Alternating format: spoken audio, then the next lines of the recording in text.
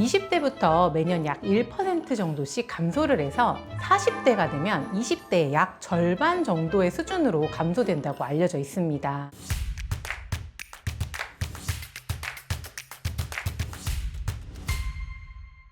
안녕하세요. 페이브 피부과 피부과 전문의 대표원장 손지희입니다.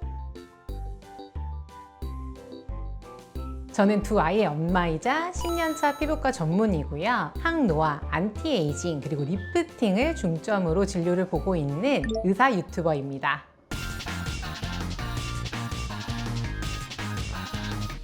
콜라겐은 뼈, 근육, 인대, 연골 조직 등을 구성하는 우리 몸을 지지하는 구조 중에 하나인데요. 피부에는 약 70% 정도, 피부 진피에는 90% 정도를 차지하고 있습니다. 피부 탄력을 만드는 엘라스틴과 피부를 촉촉하게 가꿔주는 히알루론산의 구조의 기둥의 역할을 하고 있는데요. 20대부터 매년 약 1% 정도씩 감소를 해서 40대가 되면 20대의 약 절반 정도의 수준으로 감소된다고 알려져 있습니다. 물론 콜라겐 자체가 스스로 재생되기도 하지만 총량이 점점 감소하게 되죠. 그렇기 때문에 콜라겐 섭취에 대한 관심이 굉장히 증가하고 있습니다. 하지만 콜라겐은 다른 단백질과는 다르게 구조적으로 상이하기 때문에 소화나 흡수가 잘 되지 않는 특성을 지니고 있는데요. 그래서 이 콜라겐을 크기 그리고 분자량 단위를 작게 쪼개어서 저분자 콜라겐 또는 트리펩타이드 콜라겐이라고 우리가 이제 이름을 정해서 이것을 제품화하여서 섭취를 할 수 있도록 만든 것입니다.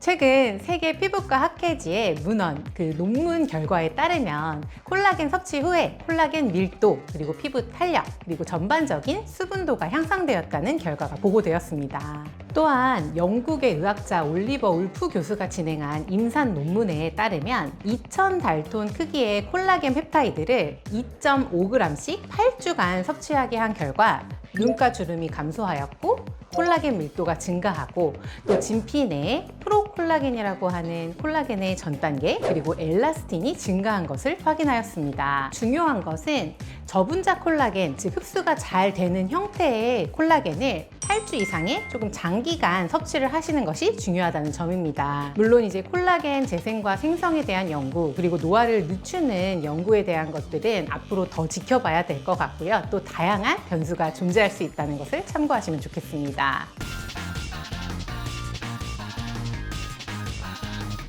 폐경기 이후에 여성분들에게 특히 추천을 드립니다. 콜라겐이 재생되고 생성되는 데에는 여성 호르몬 중에서 에스트로겐이 굉장히 중요한 역할을 하게 되는데요. 폐경기 이후에는 에스트로겐 수치가 감소하면서 콜라겐 재생이나 형성 속도가 늦춰지게 됩니다. 특히 폐경 이후 5년 동안에는 콜라겐의 양이 30%나 급격하게 감소하기 때문에 꼭 섭취해 주실 것을 권장드립니다. 오늘의 처방입니다. 먹고 바르는 것도 좋지만 적절한 시술과 관리를 통해서 조금 더 관심을 가져주신다면 노화의 속도를 더 늦추고 남들보다 좀 더 젊게 살아가실 수 있을 거라 믿습니다. 지금까지 피부과 전문의 손지희였습니다. 감사합니다.